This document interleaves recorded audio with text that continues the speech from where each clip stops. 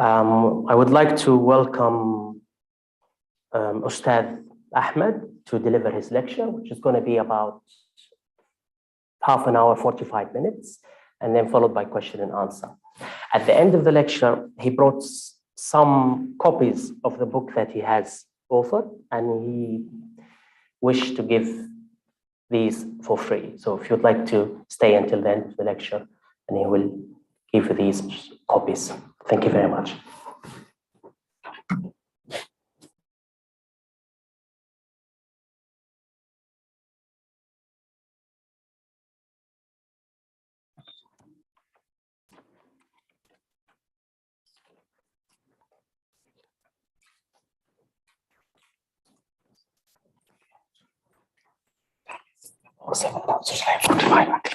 Until 40, so give them a chance to ask questions.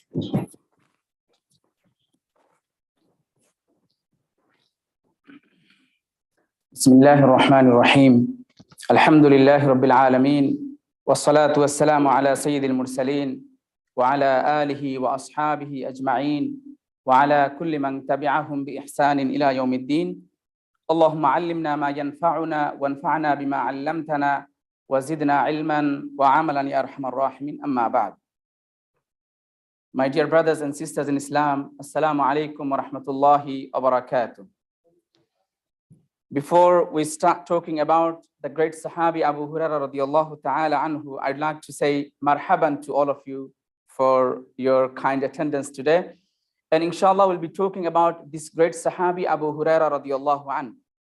I'm sure everyone has heard of his name and has heard of, have read many of his hadith in many books. Even if you say 40 hadith of Imam Nawawi or Riyadus Salihin, or any kitab, and if you go to Kutub Sitta, the well-known 6 collections of hadith, you have seen thousands of hadith reported by this great Sahabi. Therefore, we should actually study about him. We should learn about him more and more for a number of reasons, especially in our time. For example, the first reason is he's a Sahabi. Another Sahabi, he deserves this acknowledgement from us. We should acknowledge his effort, his great contribution, extraordinary contribution to hadith literature. He put all these efforts to preserve the sunnah of Rasulullah sallallahu alaihi wasallam and then pass it on to us. So he deserves this acknowledgement and this introduction. The second reason for which we should study about Sahabi Abu Hurairah radiyallahu anhu is that he was a role model kind of for the students and for the teachers. He was a dedicated student of hadith or student of Rasulullah sallallahu alaihi wasallam. And not only that, he just studied, rather also after that, he carried on and he continued teaching until he left this world. And that was a long life. We will go through that, inshallah.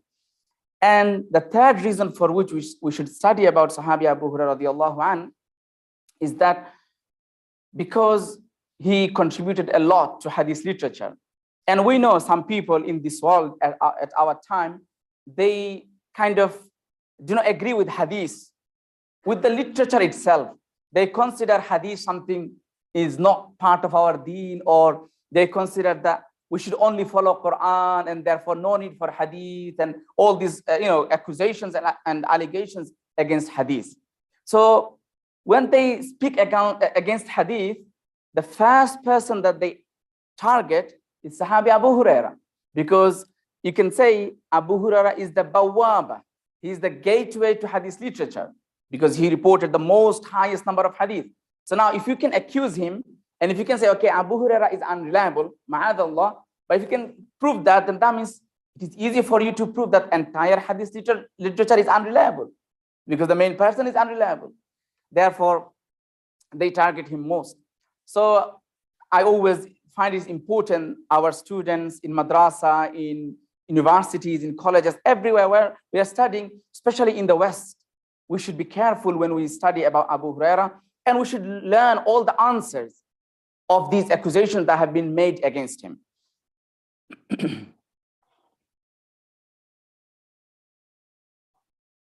Okay, so this is a brief information about Sahaba. like the companions of Rasulullah sallallahu alaihi wasallam.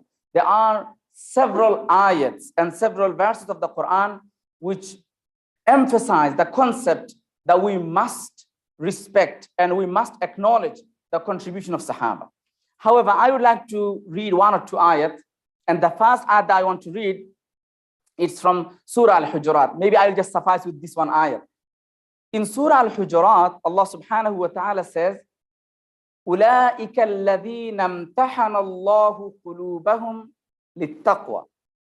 أُولَٰئِكَ الَّذِينَ. The ayat is talking about the Sahaba, about the companions. And then Allah subhanahu wa ta'ala says, أُولَٰئِكَ. Those are the people, الَّذِينَ امْتَحَنَ اللَّهُ. That Allah subhanahu wa ta'ala has tested. Imtihan in Arabic language comes from mihna. Mihna means testing. So therefore Allah subhanahu wa ta'ala tested them. And my brothers and sisters, when we test a person in this dunya, in this world, we may just test their apparent knowledge, just outward condition perhaps. But when Allah subhanahu wa ta'ala tests, He doesn't just test the outward condition, qulubahum, their hearts, their inward condition. And the subject was taqwa. Littaqwa. The subject wasn't to just memorize something and just to write it down and just pass the exam. No, it was a taqwa, which is the most difficult thing. So Allah subhanahu wa ta'ala has tested all the Sahaba, their taqwa, their piety, their mindfulness of the responsibilities that they owe to Allah subhanahu wa ta'ala. And then what's the outcome of the test? When we do test, it's not just you just write the answers and then you forget it. We wait for the answer, for the result, for the outcome. So Allah subhanahu wa ta'ala says, أُولَٰئِكَ الَّذِينَ امْتَحَنَ اللَّهُ قُلُوبَهُمْ لِلتَّقْوَى لَهُمْ مَغْفِرَةٌ وَأَجْرٌ كَرِيمٌ.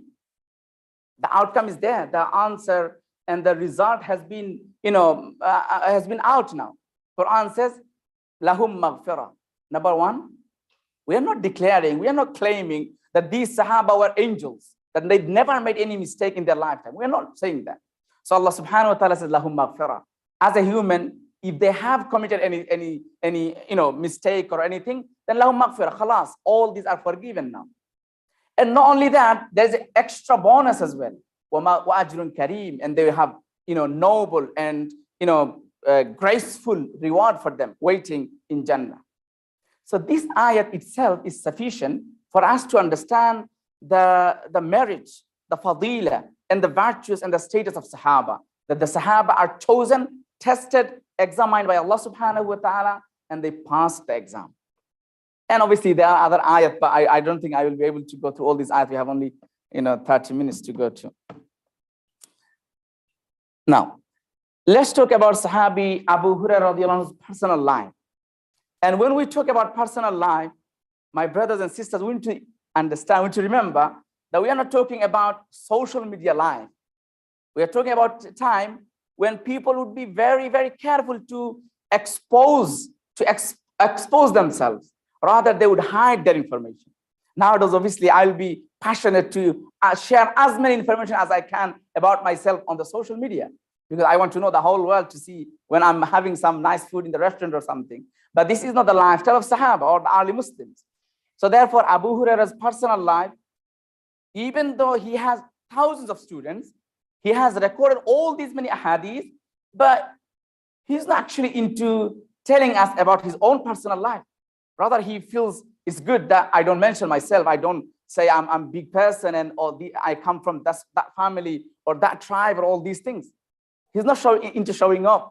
So therefore, it's very, very minimum. Like we have few information about his personal life. And no, it's not just only Abu Hurairah. You can't just say, oh, how do we know about him if he's the narrator of all these hadiths? It's not just only Abu Hurairah. Go to Abu Bakr or Umar or Uthman. Still, you find very few information about their personal life, especially before accepting Islam. So we can confirm few information. Number one, his name. So you got a number of opinions regarding it. And again, it's something normal. So we find a list of opinions, but Ibn Hajar Asqalani rahimahullah, the great muhaddis from 9th century Hijri, and many other ulama, they prefer that his name after becoming Muslim was Abdul Rahman. And before accepting Islam, his name was Abdul Shams. That's it. And birthplace, he was born in the tribe called Daws. And this tribe, Daws, falls actually in Yemen. During those time, those tribe was actually situated in Yemen. Now that gives a great advantage to Abu Hurairah, because we have hadith in Sahih Muslim. Rasulullah sallallahu alaihi wasallam said, "Al-imanu yamanin." Rasulullah said, "Iman, like Yamani people are actually sincere to their iman."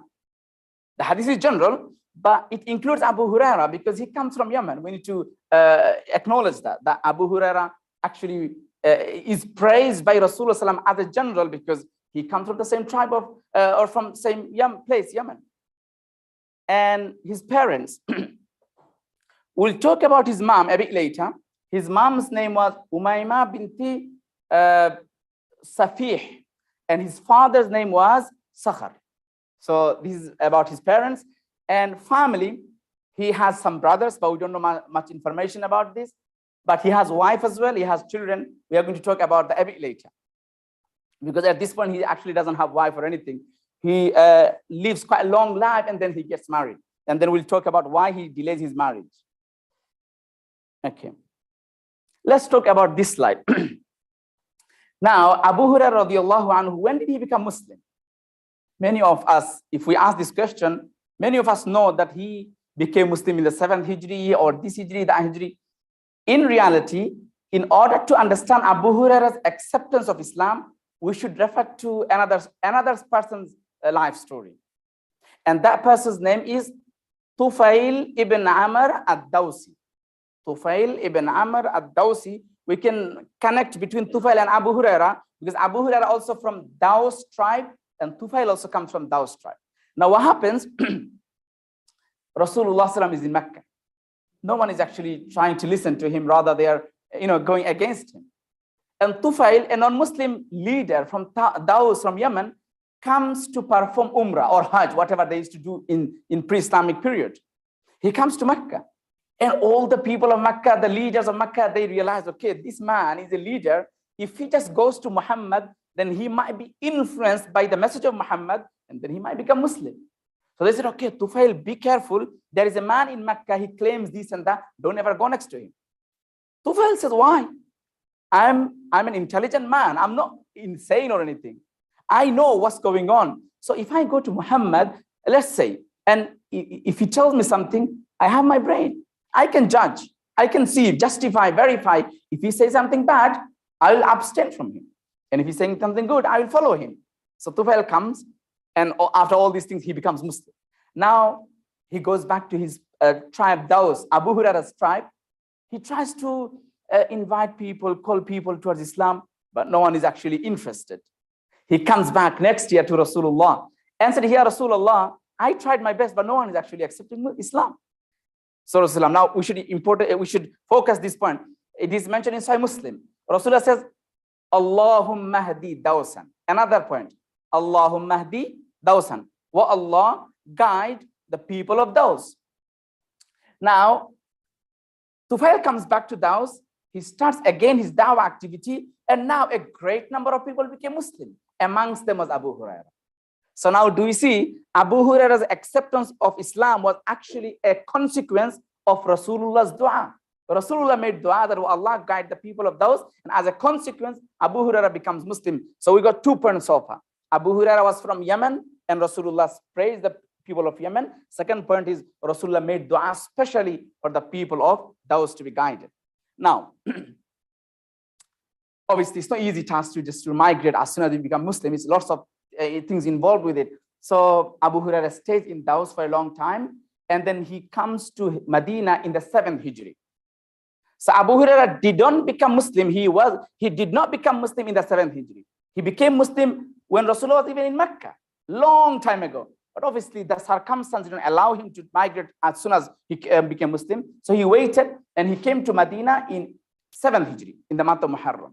So we need to understand this. So now he's not new Muslim. He's already experienced Muslim. He's coming to the companionship of Rasulullah in the 7th Hijri. Assalamu alaikum. Tafadhal Shaykhana. Tafadhal Shaykhana. Tafadhal Shaykhana. So in the 7th Hijri, Abu Hurairah radiallahu anhu comes to Medina. So he's not new Muslim. He's already experienced Muslim. He already knew about Salah, Zakah, Saum, all these like basics of Islam. Now he gets the opportunity to meet and to, have the companionship with Rasulullah sallallahu alaihi wasallam. Okay. Now, when he comes to Medina, he brings his mom, non-Muslim mom. She didn't become Muslim. His father died. He has no other family member with him. So he doesn't leave his mom in Daws in Yemen. He said, okay, mom, you're non-Muslim. It's okay. I will look after you, but come with me to Medina. She comes with him to Medina. And then he convinced her, and after a long time, she becomes Muslim as well. And again, it's a nice story that he cries. He comes to Rasulullah and he says, Ya Rasulullah, I am Muslim, but my mom, she insults you. She doesn't like you. So can you make dua that my mom also becomes Muslim? It is recorded, my brothers and sisters, in Sahih Muslim that Rasulullah made dua for the mother of Abu Hurairah, and she became Muslim as well. Long story, I'm not going to the story. So we got another point that Rasulullah made dua, personal dua, private dua for the family of Abu Hurairah. Okay, now mom is happy as well. She says, Abu Hurairah, I understand you want to be with Rasulullah all the time. Go, you can be a boarding student from now on. And Ibn Abdul Barr confirms, Ibn Abdul Barr, a scholar from 5th century Hijri, from Andalusia, from today's Spain, who died in 463 AH. Ibn Abdul Barr confirms that when Abu Hurairah came to Rasulullah's suhbah, Rasulullah's companionship, he was only 28 years only. 28 years, like young man. So now he receives permission from his mom to be with Rasulullah all the time. And he's happy. He's now a boarding student. He always lived in a sufa. Sufa means shade, which was in the Masjid al-Nabawi. The boarding students of Rasulullah, they used to reside there. And Rasulullah gave them a title. In Sunan at-Tirmizi, you find that title is called Adiyafu Ahli Islam. Adiyaf, Jama' Daifun, guests. So the people of Sufa, Rasulullah is declaring them as the guests, not just for Medina, for the entire Muslim Ummah. So they should be respected. They should be, hosted well, and they should be treated well. So Abu Hurairah comes to that position. He becomes now a Sufa, like student of Rasulullah. So that shows his dedication. That shows his interest in Rasulullah and be with him and to learn as much as he can. That's why he moves to become a student or like boarding student. And not only that, as he was a boarding student, a general student, rather he was the leader of Sufa people. There were around 70 people, like more or less at times. So Abu Hurairah radiallahu anhu now becomes a leader of Sufa people. In one occasion, it is recorded in Bukhari as well. So Bukhari, that long story, but I just want to point the main point. Rasulullah calls Abu Hurairah, come with me, because Abu Hurairah was hungry. He didn't have anything. So Rasulullah, okay, come with me and call all the Sahaba. Rasulullah comes to the house and he finds out that there is only a glass of milk in the house, nothing else. So now Rasulullah says, okay, go call all the students from Al-Sufa. Now Abu Hurairah is a bit like hesitant. I'm hungry, I need. And Rasulullah is now telling to get all the people, it's only one glass of water. How could this be sufficient for all the people? The story goes on. He brings them all. Rasulullah said, okay, go feed all of them. And then look at this point. Rasulullah said, Baqitu ana wa anta. Look at this connection between him and Rasulullah. He said, Rasulullah saying, wa Abu Hurairah, now everyone is full. They all became full now. They all have their portion of milk. Now, Baqitu ana wa anta, myself and you are left. Do you see this connection between, like Rasulullah is kind of showing his connection and bond with Abu Hurairah, that myself and you are only left. This is how Abu Hurairah becomes a leader, because he was the person responsible to call all of them to Rasulullah. Let's move on a bit quickly, because we actually have main point at the end, which is about the number of his hadiths, which is my main point today. But let's go through this again quickly. So, love for the Prophet sallallahu alaihi wasallam. I don't think we need to speak about it specifically, because all these points that I have so far mentioned, they prove Rasulullah is making dua for him. for his mom, and Rasulullah considers him as a leader of Sufa, and all the other things prove his love for Rasulullah. But the upcoming 2 points are very important for us to understand. Number one, governor of Bahrain. In the 9th Hijri, Rasulullah sends a group of Sahaba to different parts of the world to collect zakat and to teach those people in new Muslim areas. And Bahrain, obviously in a map, is a country, but at that time Bahrain was more wider.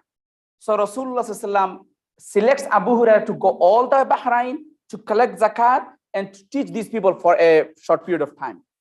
And then he does and he comes back. Why do we need to learn this information? The reason is that shows that Rasulullah was confident about Abu Hurairah. Rasulullah trusted Abu Hurairah. Would we select someone to carry out some job for me if we don't trust that person? No, we wouldn't do that. So because Rasulullah selected him as a governor or as a wali of Bahrain, that shows Rasulullah trusted Abu Hurairah, and Rasulullah was confident that my Abu Hurairah, my student, is a well-qualified student, and he's not going to do something, inappropriate. So that's why Rasulullah trusted him. This is one point. The second point is, again, in the 9th Hijrah, obviously towards the end of 9th Hijrah, which is the month of Zulhijjah. Now, Hajj was prescribed upon Muslim in the 8th Hijri, according to many ulama. But Rasulullah couldn't go in the 9th Hijri because Makkah wasn't actually ready to receive or to accept Rasulullah as a Haji. Because if Rasulullah goes to Makkah to do Hajj, in that community when mushrik, Muslim, non-Muslim, everyone will do Hajj, and there will be lots of inappropriate things. So Rasulullah decided, okay, I will go next year, but Abu Bakr, Ali, Abu Hurairah, and a number of Sahaba, Rasulullah said, okay, you all go and make an announcement that La yahujjanna ba'da al-'ami mushrikun wa la yatufanna bil bayti uryanun.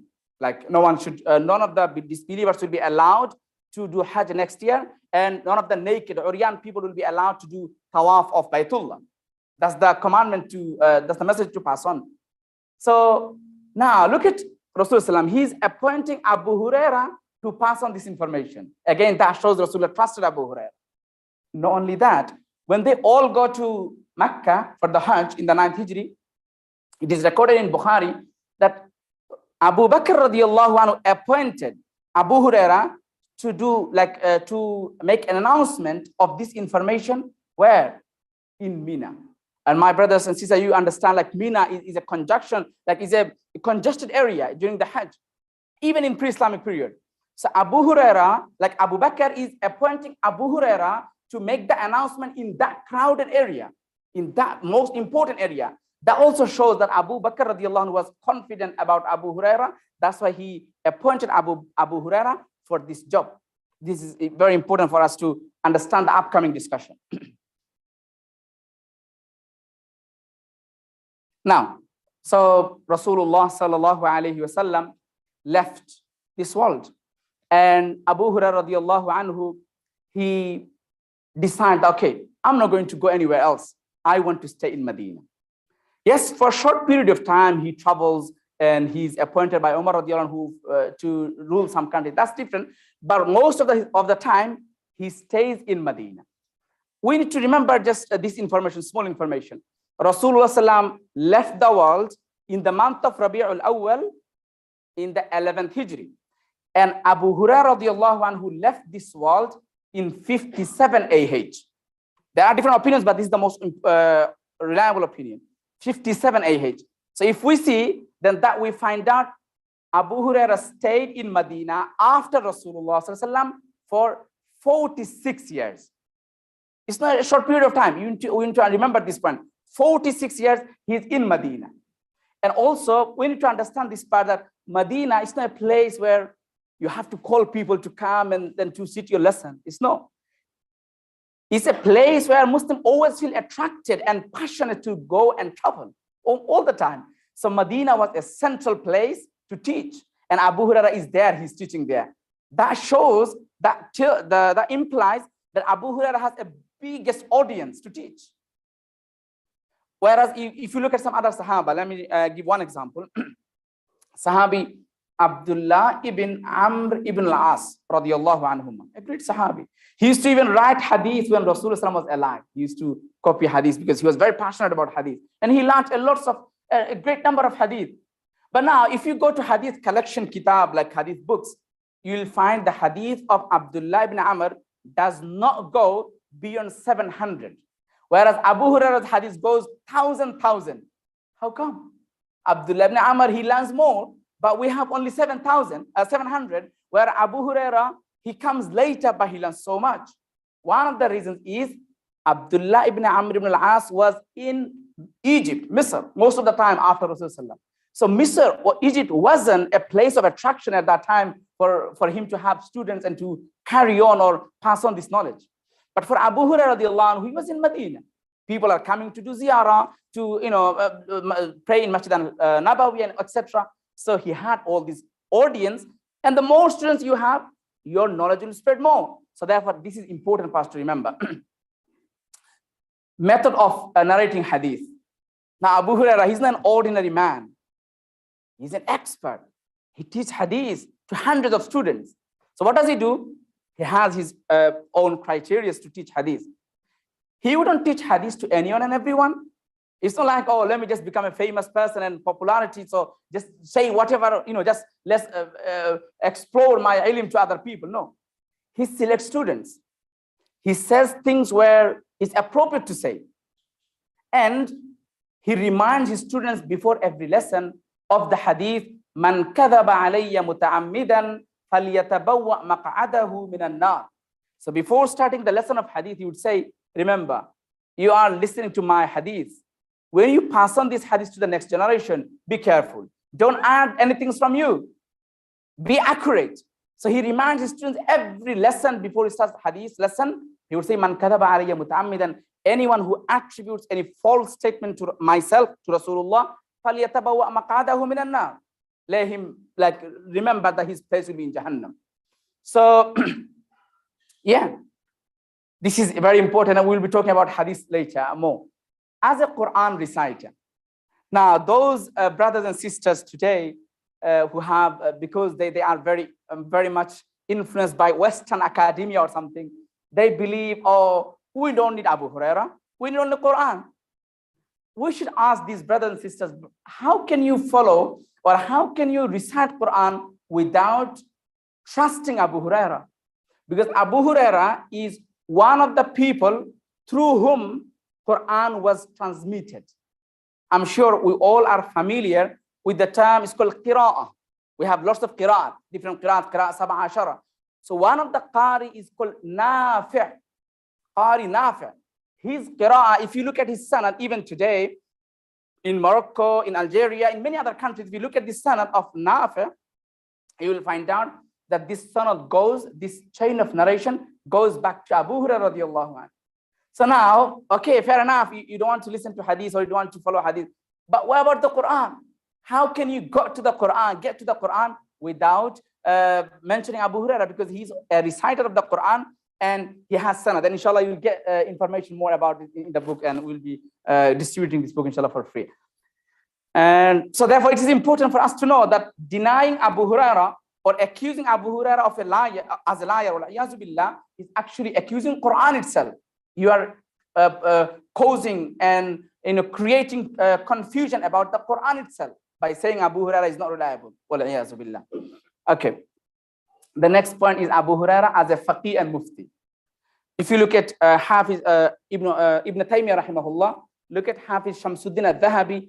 If you look at all these great imams, later on muhaddis, like great imams, they all declared that Abu Hurairah is not just a narrow-minded muhaddis or something. No, he has wide horizon of knowledge.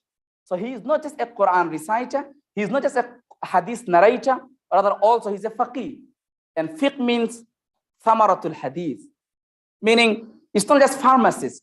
Muhaddis is like kind of pharmacist. You just sell the medicine. You don't even know this medicine is actually for what thing, or you can actually prescribe a medicine to the patient. This is what about muhaddis. Muhaddis just pass on the medicine to the patient. But faqih is the doctor. Faqih knows, a mufti knows where to put this medicine, where to apply this medicine. You can't prescribe this. As a pharmacist, you can't tell, okay, just go ahead and take this medicine. No, that's the job of a doctor. Doctor will tell you where to use this medicine. So therefore, Abu Hurairah was a doctor as well, meaning in terms of Islamic discipline. He was a faqih. And if you follow Hanafi mazhab, you might think, oh, we studied in Nur al-Anwar or some books that they kind of say Abu Hurairah was not maybe faqih or something. It's not actually a position of Hanafi fiqh. If you look at Hanafi early fuqaha, Abdul Aziz al-Bukhari, Abu Bakr al-Jassas, all these great Hanafi scholars, they all declared Abu Hurairah as a faqih.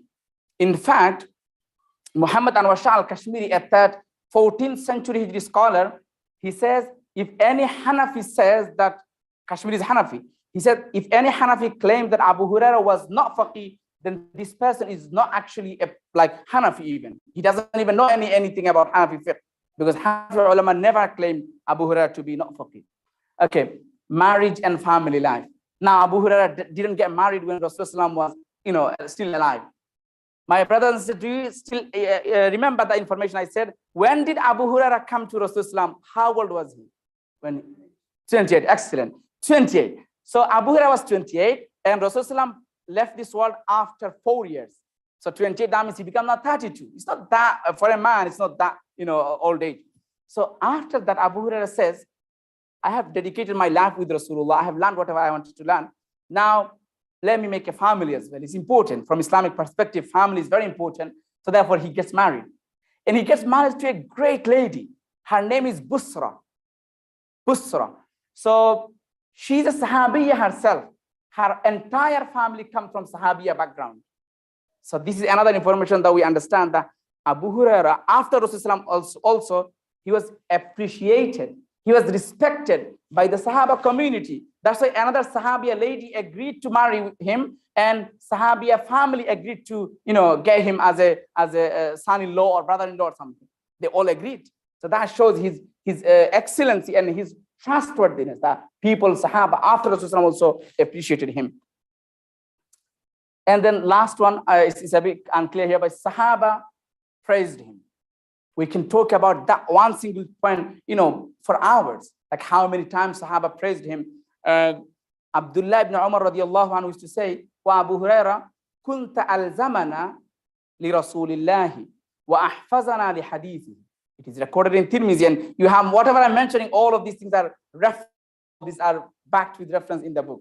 So Ibn Umar praised that you are the most dedicated student of Rasulullah, and you memorize most of the hadith from Rasulullah than even compared to us.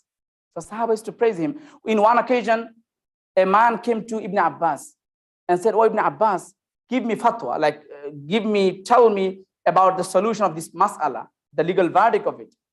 Ibn Abbas, this great Sahabi, said, go to Abu Hurairah and ask him. So Ibn Abbas, the cousin brother of Rasulullah, is also trusting Abu Hurairah. He has confidence in Abu Hurairah, and that's why he's referring other people to go to Abu Hurairah to learn from him. Okay, let's move on. Actually, we are running out to the time. Okay. Yeah. So this is the last point I want to focus on, is the number of his hadiths. Now, if you look at any kitab, you will see that generally they say Ibn Hazm al-Andalusi. Again, Ibn Hazm comes from Andalusia, from today's Spain. And he has a beautiful book. It is translated into English as well. You can find online. It's called Asma'us Sahabatir Ruwa wa ma likulli wahidin minhum min al-adad. Meaning the names of the narrators, Sahabi, and the number of the hadiths that they reported. It's just a kind of catalog or kind of a list of Sahaba's name. And in that kitab, and he's the first person to actually say it, Ibn Hazm, who died in 456 AH, 456. So he says that Abu Hurairah reported 5,373 hadiths. 5,373. 5,373. Now, this shocked many people. They can't tolerate it. They can't take it. They say, oh, how come Abu Hurairah report 5,000 hadiths? He came even to Rasulullah in the 7th Hijri, only for 4 years, or let's say 3 years even. If you exclude the time of travels and battles and all the other journeys, you find only 3 years. So how come a man accompanying Rasulullah for 3 years and reports the 5,000 hadiths, whereas Abu Bakr, who accompanied the entire life with Rasulullah, he reports about 80 hadiths only. So how come? So this shockness, 5-6 minutes. Yeah. This shockness actually, I would say, is not based on reality for a number of reasons. Number one, how would we be so shocked about 5,000? Let's say there are 5,000 hadiths. Do we see in modern time, a person can do their PhD in 4 years, even in 3 years? So in PhD, you have to write, thousands of words. You can do that, but you don't trust Abu Hurairah to report these many hadiths in 4 years, learn in 4 years. When you write thousands, hundreds of thousands of words, that's okay. But Abu Hurairah, maybe the 5,000 hadiths will be maybe how many words? Less than 100,000 words, perhaps. So how are you so shocked about that? This is number one. So we are not shocked about this timing.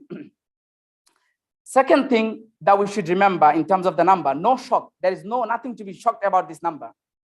First thing is that if you look at the hadith literature, ilm al-hadith, you will see the muhaddithun, the experts of hadith, when they count the hadith, it's not the same way we will count.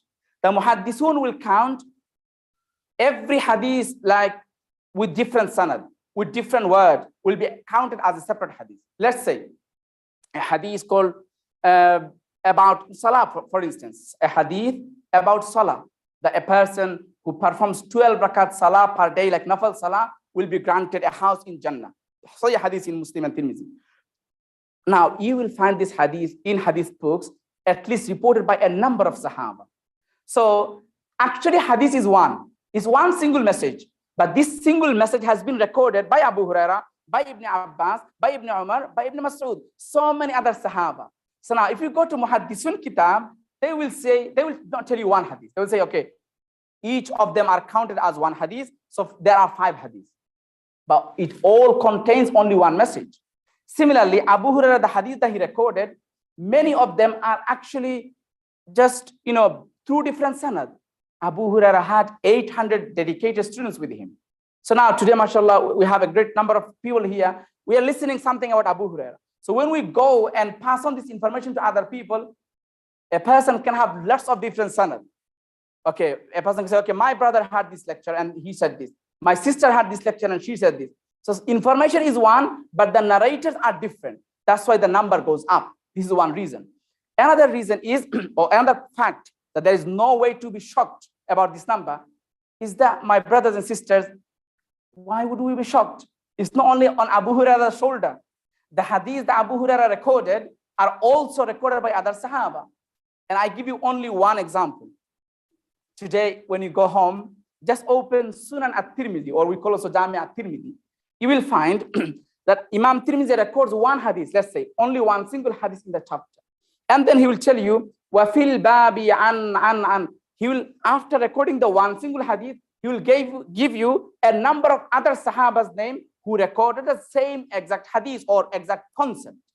So, and if you can't, and I teach Tirmidhi, mashallah, from the beginning to the end, to the dedicated students, full-time madrasa, and I can tell you from my own experience, the majority of the hadiths of Abu Hurairah are also recorded by other Sahabi. And so, and there are some other also like points, but obviously the time will not allow me to go through them. But I would say, I would suggest we can close before Asr. okay. We can come back for questions after Asr. It will be Asr at 4 o'clock? Yes. We have actually, the subject is very interesting. So I want to Okay, shukran. So, and they have also final comments. okay, inshallah. So, my brothers and sisters, I give you example of Jami at-Tirmidhi. You can confirm through Jami at-Tirmidhi that the hadiths of Abu Hurairah are recorded by other sources. Now, let me go through with another question. Interesting. It's not here. It's another part. But if I go to all these questions, it will not be enough. One writer, I need to mention her name because she kind of attacked on Abu Hurairah quite strongly. Her name is Fatima Marnisi. She's a Moroccan writer. And then she became feminist. She used to live in America. She did her PhD in America as well. So she wrote a book. And in that book, she claims Abu Hurairah, and she says, oh, Abu Hurairah is a misogynist. He's a man who is against women. And quite interestingly, this lady, mashallah, she brings an evidence that why Abu Hurairah is against women. And you'll be laughing, like if you look at this evidence that he reported. She says, look, how come Abu Hurairah report this hadith about a woman being punished, like عُذِّبَتْ امْرَأَةٌ فِي هِرَّةٍ, a woman is punished because she abused or she didn't give right of the cat. So this woman, Fatima Marnisi, now she connects that incident, and she said, look, Abu Hurairah records a hadith that a woman will be punished because she abused a cat.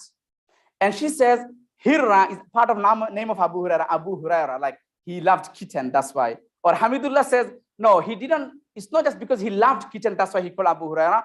Dr. Hamidullah rahimahullah says, he was given the title Abu Hurairah, you know why? لِجَوْدَةِ حِفْظِهِ. Because the kitten, if you have a kitten at home, you see, the kitten will never forget their place, their roots. They go out and come back and they will see their root again. They have very clever memory. So Hamidullah is trying to say that Abu Hurairah has been given the title Abu Hurairah because of his jawdat hifz, because of his excellent memory. Okay, so the woman says, Abu Hurairah recorded a hadith that the woman will be punished because she abused a kitten. But how can you say Abu Hurairah was misogynist just because of this? Is it Abu Hurairah telling you that? It's no, Abu Hurairah is recording a hadith of Rasulullah sallallahu alaihi wasallam. So how, like, do you see these people, they are trying to accuse Abu Hurairah somehow without even a connection. Now, let me give you answer from that question. That is he actually misogynist? Is he actually against women? My brothers and sisters, if you remember, I said, when Abu Hurairah moved from Daws to Medina, he brought his mom with him, even though his mom was a non-Muslim at that time. So how can you say he's against women? Secondly, he loved and he took care of his wife. He had children from his wife. And one of his daughter, he was very careful and passionate about his daughter, like careful about her upbringing. You will see in that book that then he gives her in marriage of Sa'id ibn al-Musayyab, another great scholar of the time, his student. So he cared about his family, female members of the family. Not only that, in Ustadh Ahmed and in Jami' al-Tirmizi, references are there, hadith number and everything's there. You will see Abu Hurairah records a hadith, says, khayrukum li ahli. The best amongst you is the one who is best to his family, to his wives, to his family. So how can we accuse Abu Hurairah just somehow you go a hadith and now you say Abu Hurairah was a misogynist or against women or something? This has actually no reality in the life story of Abu Hurairah radiallahu ta'ala anhu. One last information, and then inshallah we'll listen to our respected Shaykh Dr. Ahmed Dubian, inshallah. The last information is that Abu Hurairah radiallahu anhu's hadith wasn't just recorded without any verification. If we look at the first era, first century, we see hadith of Abu Hurairah was verified and justified, verified. Marwan, once he wanted to test Abu Hurairah's memory, is he reporting so many hadiths? Does he still have his memory intact, good memory, or he forgets things? So he said, okay, Abu Hurairah, you are invited to my house. Abu Hurairah comes to his house, and what happens? Marwan keeps a scribe behind the curtain, behind the parda. And so, okay, whatever Abu Hurairah reports hadith today in this gathering, just keep notes of this. Next year, Marwan again invites Marwan, Wali of Medina. So he invites Abu Hurairah, please come to my house. Abu Hurairah comes as a speaker, as a scholar, he was invited, he came. Now, Marwan, okay, he says to his scribe, to the writer, to the person, now your job is to check. I will ask him to report the exact same hadith and if he reports them correctly or no. Now the scribe checks everything behind the curtain and Abu Hurairah doesn't even know what's going on. After the majlis, Marwan asks that man, he comes out and he finds every hadith that he reported last year are also reported this year exactly the same way. That shows Abu Hurairah's memory. That shows Abu Hurairah's trustworthiness. That also shows that Abu Hurairah's hadiths were recorded and written, documented in the 1st century Hijri. And another last document is that we have access to today is Abu Hurairah had a student called Hammam ibn Munabbih. And he made notes of Abu Hurairah's lessons, hadith. And these hadiths are printed separately in books. It's called Sahifatu Hammam ibn Munabbih. And this is edited and published by Dr. Hamidullah. I would recommend my brothers and sisters to go online and to search for Hamidullah's work on Sahih Hammam Munabbi. It is in Arabic main kitab, has been translated into English as well. I would suggest to read it, and you will see the extraordinary explanation and the contribution of ulama and sahaba and tabi'in in order to preserve the hadith. I would like to thank all the brothers and sisters, mashallah, for your attendance. Jazakumullahu khairan.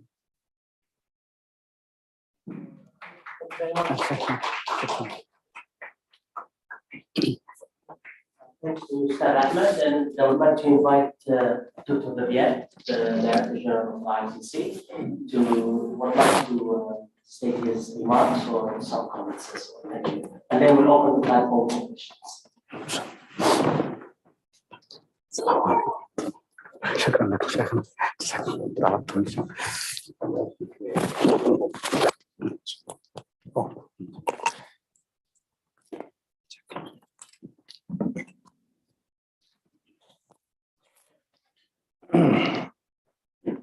I don't have actually just pick up some points. بسم الله الرحمن الرحيم الحمد لله رب العالمين والصلاة والسلام على نبينا محمد وعلى آله وصحبه أجمعين. First of all, Assalamu alaikum wa rahmatullahi ta'ala wa barakatuh.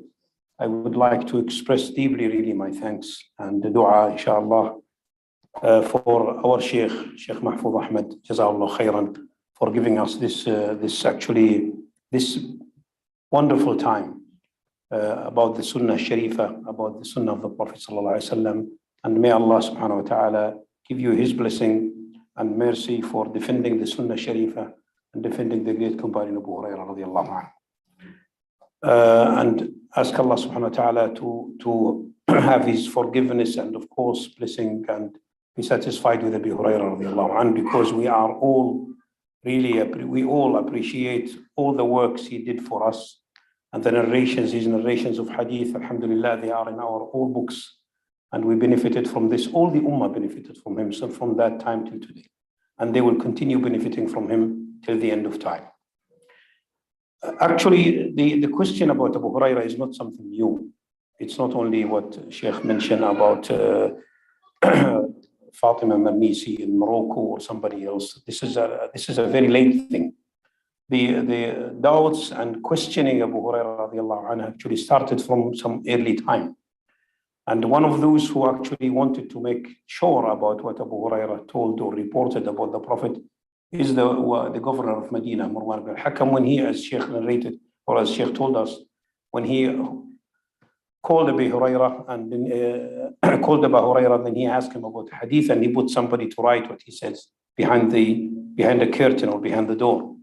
And when he mentioned the hadith, the man wrote it. And then after 1 year, the governor himself called Abu Hurairah again, and he repeated the same question to him, to see if his memory is weak or maybe he will narrate the hadith in another way.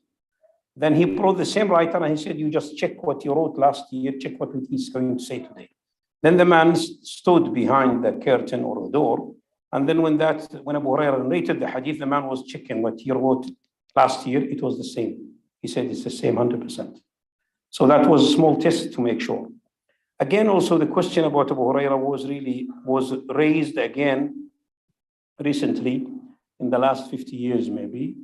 It was actually a question raised by some Shia scholars who try to criticize the way of the Sunnah they have having their hadith, and they said, how come Abu Hurairah? Same question. How come a man who came to the Prophet ﷺ 3 years and then he has more than 3,000 or 5,000 hadith, as Sheikh said, and like if you go to Abu Bakr, who was all the time with that, as Sheikh exactly mentioned, I don't want to repeat what he said, but that was mashallah enough. This question to answer, the Sheikh Jazahullah khair has actually answered some of it, and I want to add some points about this. And also then again, the question was raised also again in Egypt about 50 years ago also by by a man, his name is Mahmoud Abu Raya, who wrote a book, 1 volume, to criticize the hadith of Abu Hurairah and to say, well, yeah, this is not sure, this is... All those who wrote about this, and they do not know enough about the life of the Sahaba, which our Sheikh today, Sheikh Mahfoud, tried to tell you about it, how it was in the mosque and in Medina during the days of the Prophet, and how the Sahaba themselves used to live. First of all, before we make any judgment about any companion, we have to see his life, how he lived with the Prophet ﷺ, what's the connection and how far he is from the Prophet or how close he to the Prophet. That's one. Number two, we have to check also if this Sahabi is teaching the hadith and teaching the Quran, or he is maybe busy with something else. Abdullah ibn Amr ibn As, who Sheikh mentioned, he used to write the hadith from the Prophet ﷺ directly. But Abdullah ibn Amr, he was in Egypt and he was in jihad and he was in different areas. He didn't give more time for teaching. When you give more time for teaching, then you will repeat what you say to people, you will teach them. But if you are busy with something else, and of course you don't have many students, sometimes even you don't have students at all. And we know great scholars who really, they are great imams and they don't have actually, their knowledge after them is not transmitted or taken to the next generation because of there were no more students from them. It's the same story. Or sometimes someone look at the relation between the Prophet and the Sahabi. And I remember someone asked me a question. He said, how come Abu Hurairah has the same question, has this 5,000 hadith? Then when we find his grandsons, Al-Hassan and Al-Hussein, who are with the Prophet and they are in his house, they don't have all this number of the hadith. I said to him, okay, fine, I will ask you a question. How old is Hassan and Hussein when the Prophet ﷺ passed away, when the Prophet died? He didn't know. They were children, 6 years and 7 years. How come you want just children who live with you in home? They know more about you more than your friend who is always with you for 3 or 4 years. So we have to think about how the Sahaba themselves live, and then we can come to have a good or accurate information about it. Secondly, we don't know that is also, some people cannot imagine the Sahaba themselves, they exchange the hadith. They tell each other about the hadith. And because Sahaba do not lie, they had fears of lying of the Prophet ﷺ, and the Shaykh Mahfuj mentioned the hadith, من كذب علي متعمدا فليتبوأ مقعده من النار already. إن كذبا علي ليس ككذب على غيري من كذب علي فليتبوأ مقعده من النار. Lying about me is not lying like lying about anybody. Because when you lie about the Prophet, that means you come to the authority of Islam, try to change and try to do something. It's like, it's a modern time. I can say to you, if someone goes to any country and he takes the constitution of the country and then he adds some items, he says, well, this is the constitution. That's a big thing because you are changing many things. It's not only just talking about someone. So the Sahaba, radiallahu anhum, they have fears. Some of them even used to hesitate before they tell the hadith. If you ask them the hadith, they don't tell you immediately. They will pass it to somebody else. Then the other one will pass it to another one because they are afraid that maybe I do a mistake. Maybe I forget one word. Maybe I forget. I don't want to make any lie about the Prophet ﷺ. Because of that, many of the Sahaba were very conservative about this, very conservative. They don't do the hadith, and even they attended with the Prophet ﷺ. A lot of things. Abu Bakr as-Siddiq himself, why we don't have a lot of hadith from Abu Bakr? The reason is very simple. Abu Bakr radiallahu anhu, he lived after the Prophet about 2 years and six months only. He didn't stay a long time. And he was the caliph. He didn't have enough time also to teach. He was busy with other things. That's why we have less hadith about it from him. So all these things actually was discussed, and Rahimahullah, Mustafa Al-A'zami, he is a scholar from Syria. He also replied to us many of these questions in his book, SUNNAH wa Makanatu fi Tashri', Traditions of the Prophet, and its, of course, its role in the history of Sharia. And he discussed about this. Many of these questions also raised by Orientalists, by Western scholars who do not know enough about the transmission of the hadith, the traditions of the hadith among the Muslims themselves. Those who study the history of hadith, ilm al-hadith, how the narrators and the Sahaba and the great scholars of hadith like Bukhari, Muslim, Ahmed bin Hanbal and others, how they transmit the hadith, how they narrated the hadith, if they knew about all these traditions, all these questions will never come in their minds. But because of that lack and shortage of this knowledge, these questions, of course, coming. Today, and unfortunately, we have also a new generation of those attackers. The difference between them and the old one at least were scholars, and they raise questions and they discuss them in academic way, in a way or another, even if we disagree with them, but the way they discuss it is reasonable. Now you have some people like this lady who said Abu Hurairah was against women because he narrated the hadith about the cat. I mean, this is not academic. This is something funny. If you tell a story, or if you report it about what you hear from someone, it doesn't mean that is you are. I mean, you cannot take you as a narrator or as a storyteller about your own motivations or your own feelings. This is not academic way at all. And you will hear many things. And now we have also some questions, not only about the Sunnah, we have some questions even about the Quran itself.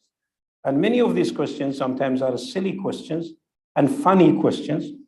They don't come from anybody who has studied or at least give any effort to study and to sit, to learn in any college or institute or with any sheikh or with any, just reading the Quran and say, yeah, why the Quran said this? Oh, that means this is the result. Before you jump to the conclusion, you have to study the history. You have to study a lot of things about the Sunnah. You have to study about the life of the companions. You have to see the circumstances in which the hadith was transmitted, etc. Then you make your judgment. Then we discuss it as academic effort. Either we agree with it or we disagree, no problem, as long as you have your own logical research, let's say that. Now today, we have really a lot of things about this. They are funny. I remember a few years ago, I was in Morocco, and I heard about a book printed in Morocco. It was actually Destroying the Myth of Al-Bukhari. That was the title of the book. And then I tried to find the book, I couldn't. Then I asked actually one of the sister friends in the university, she's a doctor. I said, please find me one copy of that book. And then she called me and she said, Ahmed, the book is banned in Morocco. They stopped the book. Then finally she found the one. When I went again for a conference in Morocco, she kept a copy. She said, I found one copy in a very old, small bookshop and hardly to buy it from that man. We paid more. I said, okay, no problem. I got the book. In my intention, I want to know how this man talked about Al-Bukhari like this. Maybe he found something, we discovered something that we don't know, because it's all the destroying or demolishing, whatever, the myth of Imam Bukhari. When I got the book, when I start to read it, I read it all in the airplane, actually, on the 2 hours when I came from there to here. It's really very funny and very sad. The man who wrote it knows nothing about the history of Islam, nothing about the history of Sahaba, nothing about the history of Sunnah. What he did only, he just copied and really pasted a lot of articles written by journalists, not by scholars, by journalists. And you know, journalists, they are always trying to have something interesting. They want to attract readers. So they say even impossible things because they want to attract the readers to buy the newspaper or to go to the website. They don't care about the academic background. It's wrong. We say, well, I'm sorry, this is what they've been told. And they report it. This is the journalists, what they always say. But when we come to this level where Imam Bukhari is, this is a very high academic level. We don't say the Bukhari is like the Quran. No, Quran is in a unique position. You can criticize Bukhari, but if you want to criticize in academic methodology. Use academic research to say, well, yes, stop. This is, I think, is good. Okay, this is not okay. And this is the way, by the way, some scholars, old Greek muhaddithin did, like Imam Daraqutni, like Imam Abu Ali al-Ghassani, like Imam Iyad al-Yahsubi and others who criticized some hadith in the Quran, in Bukhari, but they criticized it in a very academic way. They didn't say, well, this hadith, I don't like it, that means it's not correct. No, it's not. So this one now, what you hear now, and I have to warn also, especially the young brothers and sisters, or our sons and our daughters, go to the academic side. Don't just accept what is mentioned or said in the internet. Now there is a movement to attack the Sunnah of the Prophet ﷺ and also to attack the Quran. And maybe we arrange for, inshallah, another lecture to talk about the Quran, the text of the Quran. There are now some people talking about the text of the Quran. They just, actually, they don't have any background of any study, whatever, about the book of the Quran. Yesterday, I was in a bookshop, just yesterday. I was in a bookshop. I was looking for a book, and then young people came, and then they talk about one of the writers, you know him, maybe Muhammad Shahrur, the one who talk always about the tafsir al-Quran and al-Quran. And they said to him, why you are looking for him? You have to read something before, then you can come to Shahrur after. He said, no, I read all his book. He's great. And then I said, okay, what's your background? He doesn't have any background. I said to him, do you know his methodology, how he deal with the Quran? He said, no, what's wrong with him? I said, this is the problem. You don't know what's wrong with him. I actually guided him to a lecture. I delivered the lecture in London University about criticizing the methodology of Muhammad Shahrur in reading the Quran. And if you follow his way, it is on the internet. It's on the YouTube, I think, from London University. Maybe Ayaz can guide you. If you take his method, how to read the Quran, the text of the Quran will be like water. There is no smell, no taste, no color. You can read the Quran and you can give the Quran any kind of shape you want, because he broke the borders of the dictionary in the language. When you break the borders of the dictionary, then the Quran has no meaning. What you understand from like Salah, I can say, oh, no, it's not this Salah, it is something else. When you talk about Zakah, somebody else can say, no, this is not the Zakah, what you know. You misunderstand, it is something else. So if you play with the text, then there is no book on earth can be taken as a final text for any case or for anything. No limits for this interpretation. Actually, I don't want to make another lecture, but these are just comments. Two things I want to just make a small comment about them before I finish. Sheikh mentioned Bahrain. Bahrain, of course, he mentioned this also, he referred to it. Bahrain, now what we see, it's an island in the Gulf. Bahrain, when it comes in history or the history of the Sunnah or the Hadith of the Prophet ﷺ, it's not only this island, it's this island with the eastern part of Saudi Arabia today. This eastern part with the island actually had the name Uwal at that time. But Bahrain means this eastern part of Saudi Arabia. This is what they call Bahrain. If you come to history, this is what is meant, not the island today. Then the name after the Portuguese came to the Gulf, and then after colonial time, the name moved for this is of course a lot of political things, then moved to the island. So now we have the name Bahrain for the island only. Then it's not used for that part in Saudi Arabia. During the Portuguese attacks in that time.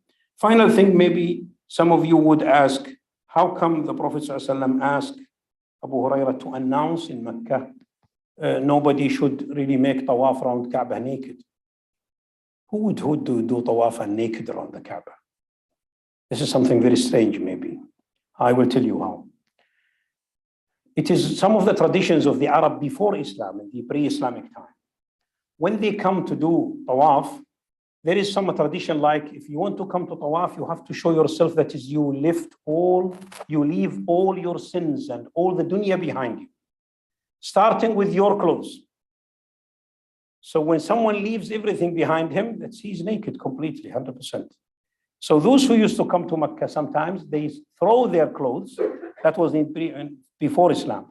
They used to throw their clothes and buy or hire clothes from people of Mecca. People of Mecca used to sell or hire the clothes. You want to do the tawaf? Get rid of all your things, then take new clothes from us. And of course, that's a big business for the people of Mecca at that time. Every minute there is somebody who is looking for clothes. But the principle behind this was that is I come to Allah asking for forgiveness, then I get rid of all the sins and including the clothes I was using when I did all these sins. This is the philosophy. And then some Arabs, they don't take clothes from Quraysh and then from the people in Mecca, and they do it naked, completely naked, men and women.